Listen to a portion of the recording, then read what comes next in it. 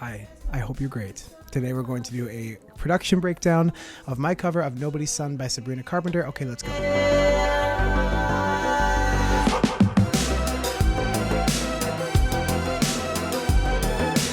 So I did this cover a few months ago, and I've actually had a few people ask me for a production breakdown of it. So I decided to pop this session open, which it's been a while, and just give like a really brief rundown of how things are going to go. I don't think this is going to take long. I think because it's a pretty simple production, I think it's just going to kind of fly by, but you know, let's get into it. Let's see what's going on in here. So the first thing I would like for everybody to take away from this is that this is not the most organized project ever. When you create a track stack in Logic, it says some whatever, and you can see that I didn't rename that. That was lazy of me. Things like that make it harder. So I would say do as I say, not as I do.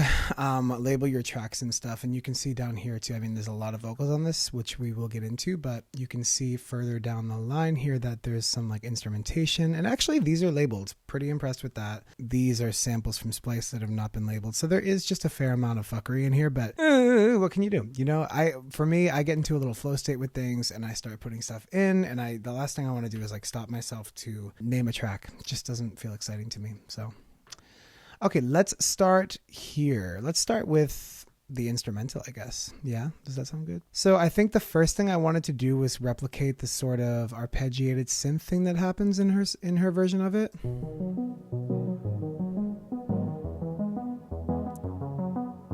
And it's not exactly accurate, but I do think it's very cool. It sounds good. And also I decided early on that I didn't want this to be like a extremely faithful cover of the song. I kind of wanted it to have my own, you know, my own flair on things, because that's what has brought me far in music, is not doing the song as a direct rip, but doing it as, you know, how I hear it and how I would do it. So we have that arpeggiator.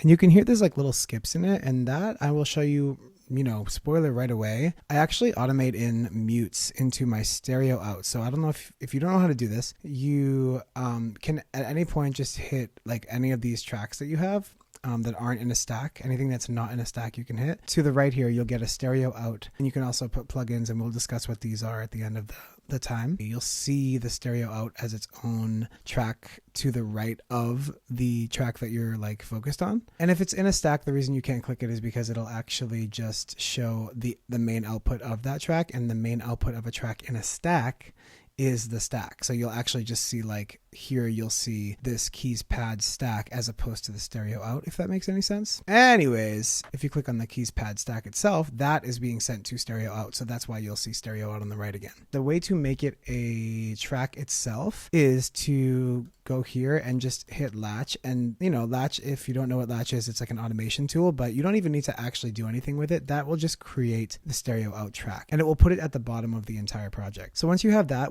something I like to do, and I didn't do this right away necessarily, but I just wanted to point it out since it was kind of, since we were hearing it early on, that I automated these mutes in.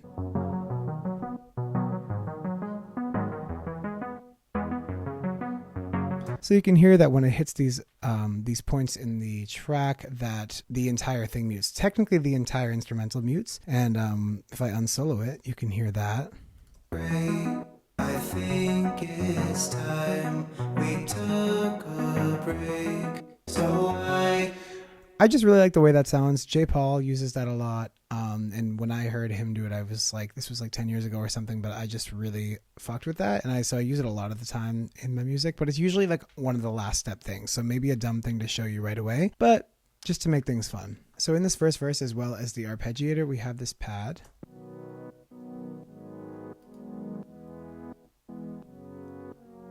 Which is just some Analog Lab instrument. I really love Analog Lab. There's so many synths in here. It turns out it's this CMI instrument with the preset ensemble, and it's just really pretty. And it has a tremolator on the stack that it's a part of. So any sounds that are in the stack will be ran through those effects. So the tremolator is why it kind of swells the way it does.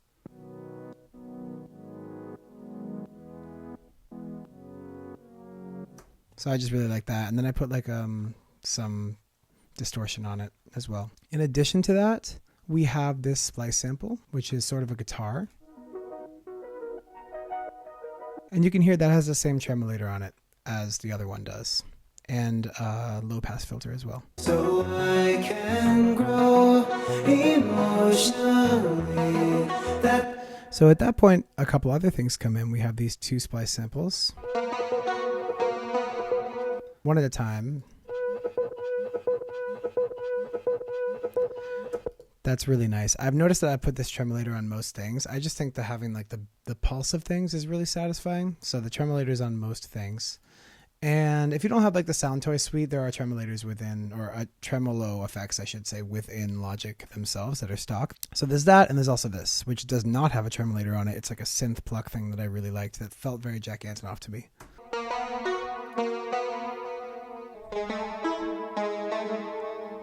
So at the end there, when it changes pitch, one thing I really always love to do, it's something that I do, and it's almost a crutch that I lean on in production, is just to take a sound that you've been hearing a lot and suddenly transpose it down or up.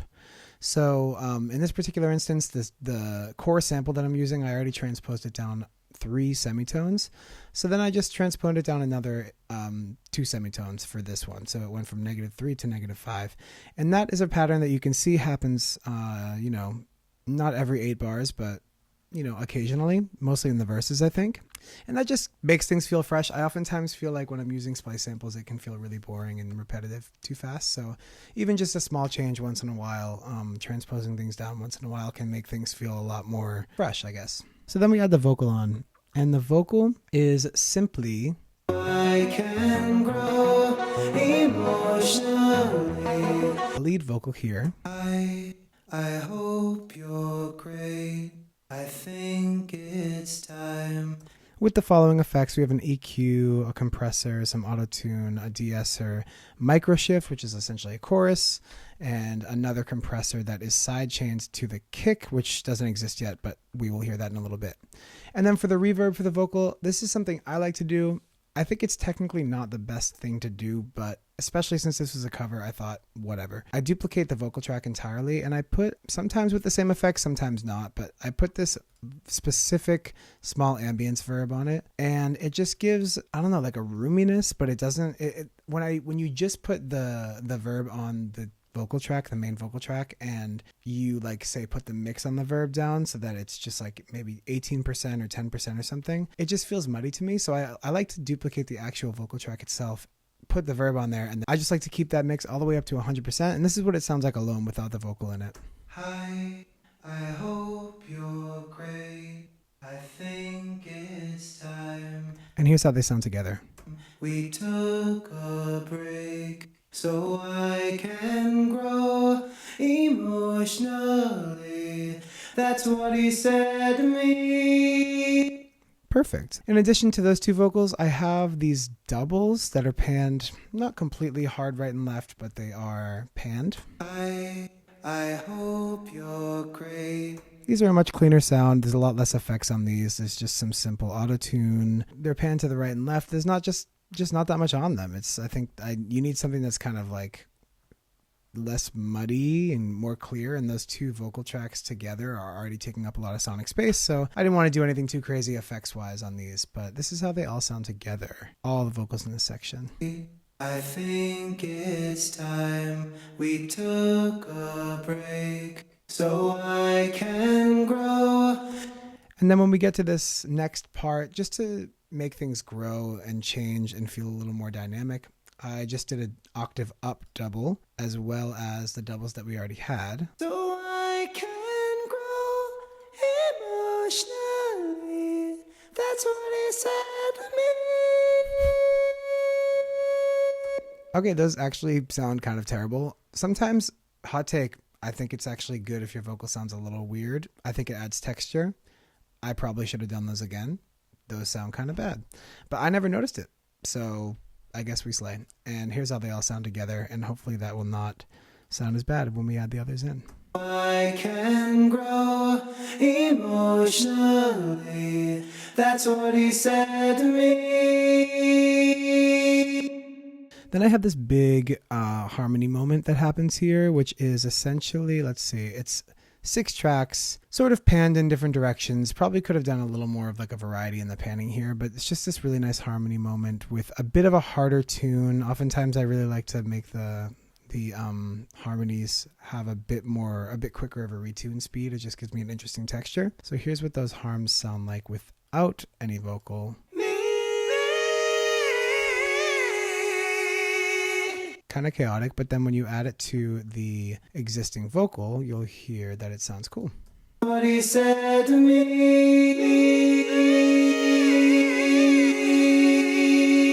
Nice. And there's another stereo hard stop here.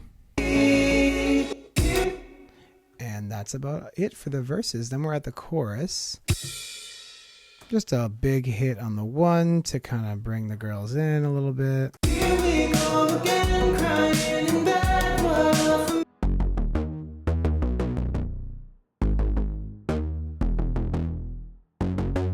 Now the bass line is definitely different than the original record. I think in the original record it's like boom, boom, boom, boom, boom, boom, boom, boom.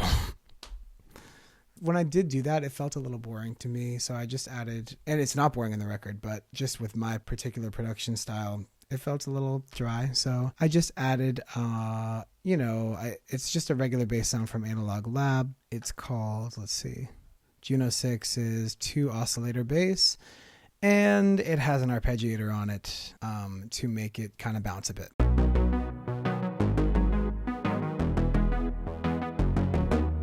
All sounds pretty nice together. It's all bouncing kind of well. I love it. I also added this guitar sound, which is admittedly super weird and shouldn't work, but I'd never even noticed it before, so I guess it's working. Add in those synth textures and plucks that we already went over earlier.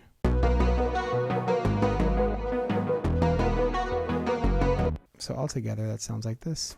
Here we go again, crying in bed. What a familiar feeling. All my friends in love, and I'm the one they call forever feeling.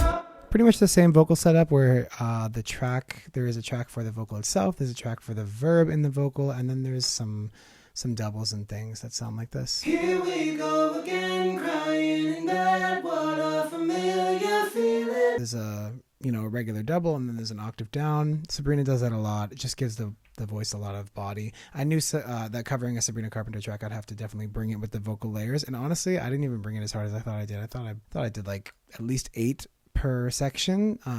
I guess I was feeling somewhat lazy this day, but I typically try to do at least 8, sometimes up to 16, sometimes 24, just however much it calls for. I guess I didn't do that this time, but I tend to think that especially with like a pop sound, you can max out pretty easily, and you don't always need so much. You just kind of want texture. So oftentimes I didn't do it in this song, but I'll do like the SpongeBob and Patrick thing where you're like, here I go again, lying in bed, like that. And then you go, here I go again, crying in bed. And so then you tuck them into the mix, and then there just seems to feel like there's a bunch of different voices. And you can also emulate this with something like Little Alter Boy, or Autotune has a pitch correction knob. A formant knob that you can turn to make things just sound. What you're getting after is formant differences and like actual like voice quality differences. And if you have multiple stacks of vocals and some of them have different formants than others, then it will sound cool. It'll sound very texturized and saturated. Probably should have guessed he's like the rest, so fine and so deceiving. There's nobody's son, not anyone left for me to believe in. I love a vocal swell moment, so I recorded this. This is six tracks, 6 vocal tracks. And then I really like this drop here that I made. That's essentially just waiting till the second beat in the bar to actually drop, or actually a beat and a half, I guess. So I just put a drum fill in here, and it looks like I also put a dog bark and put some delay on it, as you can see. And what else do we have going on? Nothing, that's all. And some swells, like some of these things here.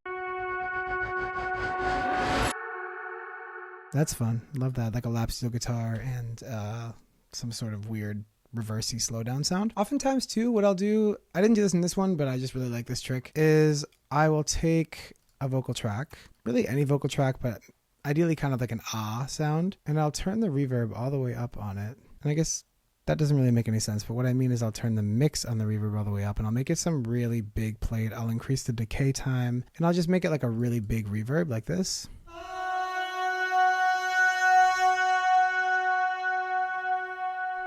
That's gorgeous. And then I'll take this and I'll bounce it in place.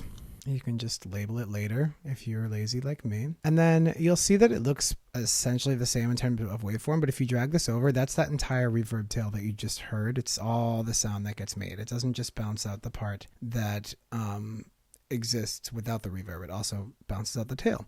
So something that you have now is this kind of beautiful long reverb tail that you can use as a swell. So oftentimes what I'll do is I'll transpose it up a full octave by hitting 12 under this, 12 semitones, which is a full octave. And then unfortunately you do have to bounce that out again. Not a big deal, but it just takes a second. And then you have this, which you can actually hit reverse on. So if you do not bounce it out again, you can't transpose something and reverse it, so you just have to bounce it out so it's like fully flat, and then you can do the reverb tail and then you can reverse it. So then what we have here is this sound.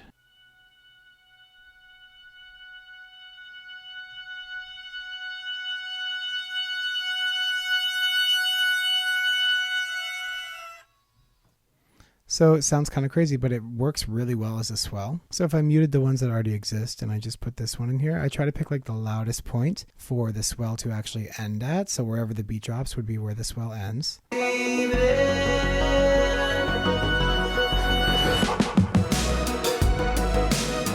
And with a little finesse, that's like a perfect swell. So just a little trick. Didn't even use it here, but I figured, hey, let's show the girls that one. For this section, it's a post-chorus section. We kept the bass and everything the same. These drums, by the way, are all just from Splice. They're just Oliver drums. I tend to find Oliver makes a great kick and a great snare. And then there's some like random little tops loops as well. Oh, it's actually not a tops loop at all. That's a full kick drum groove. So I must have layered the kick and the snare.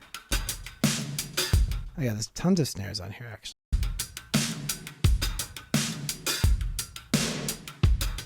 And there's that really punchy one. I think I brought this Sennheiser one in, that really punchy one. Right at this post-chorus section so that it feels like it has a harder, hits harder in this section. And then I recreated her little string, bum, bum, bum, bum, bum, bum, bum, bum, bum, by just choosing an analog lab instrument, same software I've been showing you this whole time, or that I've been mentioning this whole time. And I just layered two different sounds together.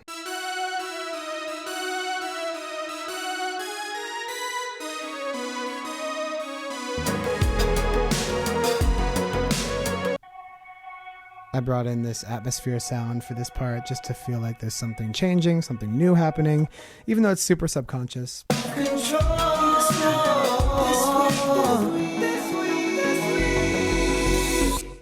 So yeah, lots of vocal moments here, lots of just random like he discovered it this week, doubling in different octaves just to make sure that it sounds like there's like a lot of voices, because that's what Sabrina always does, especially in this album. This week.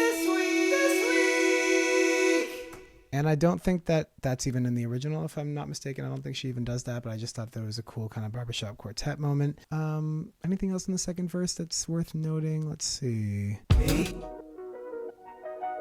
No, I really think that sound is just holding it down though. Like that particular guitar arp or whatever that is sound really does help drive things along, especially when you combine it with these.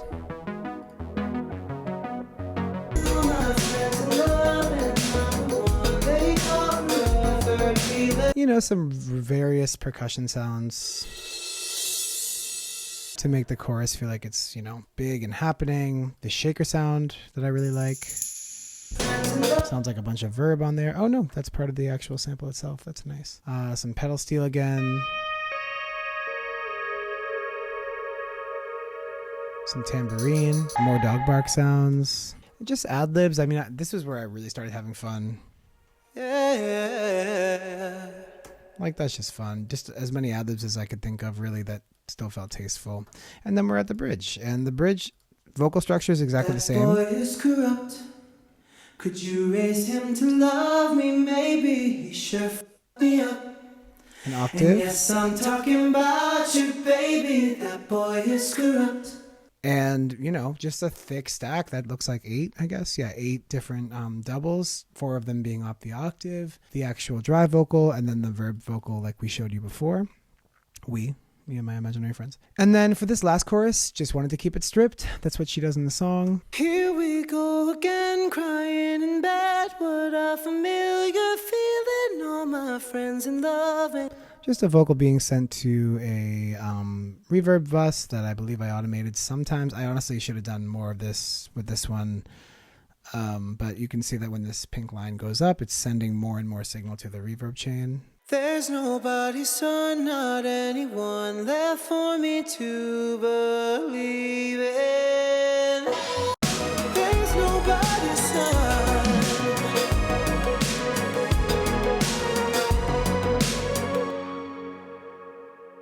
And that's pretty much it for like track by track analysis of what's going on. Now there's some little saucy things that I did that I really like as well. So I'll show you those. At the end of the entire thing, I put a single EQ knob on there and I cut it at 30.5 hertz. Actually 30, but I guess I forgot to fix it from 30.5, but it's a very minimal difference that nobody would notice. I have a compressor setting that I really like, which is like a analog tape setting. It's a Logic stock plugin. It just makes everything sound so much better. And even it's on my template. And I don't think this is like, I think audiophiles would probably hate this, but I'm producing with this already on the stereo bus. All this stuff is going on the stereo bus, by the way, because it just makes everything sound so much better, as does this limiter plugin, which is obviously Logic stock as well.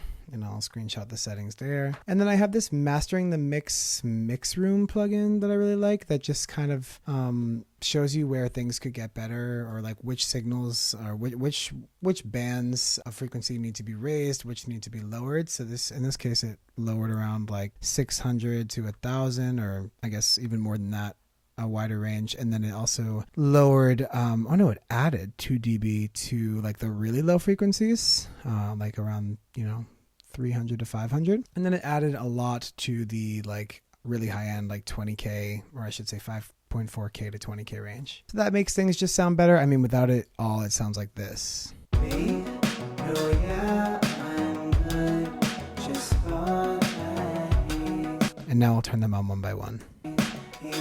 eventually would even reach out, but no siree. I mean, obviously we're getting louder, but we're also just getting like, I don't know, a clearer, punchier, funner mix, in my opinion. And then you may have already noticed this, but the last thing I do is I turn on Verispeed, and this time I did it 4%. If you don't know how to get to Verispeed, you hit this little arrow here. You go to customize control bar and display. You make sure that this says custom up here. I think it's usually on like a default setting of one of these. And you just check Verispeed. This comes up. You'll see this little plus percentage or whatever. I make it Verispeed, speed, and pitch just because I like the way that sounds. You can toggle it on and off by pressing this button here. And it's on 4%. And what this does is it just speeds the track up 4%. And it also raises the pitch technically 4% with it. And it makes it sound just a lot zippier. So I'll show you what that sounds like.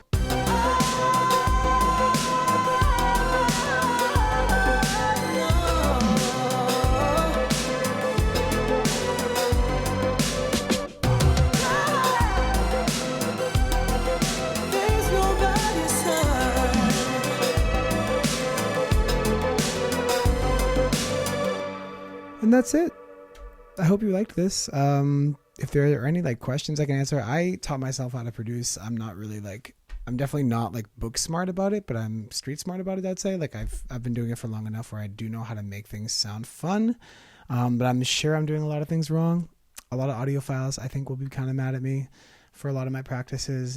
But I have fun doing it, and I kind of know my way around this shit at this point in terms of the software itself. So if you have any questions or anything, let me know. And if this inspired you to make anything like this, then definitely leave a comment and subscribe and like. And I'm working on more music content, but girls, I'm tired, and like I can't tell what does well. I mean, this cover did well. The Diet Pepsi cover did well. So I'm guessing that y'all are liking the Pop Diva shit.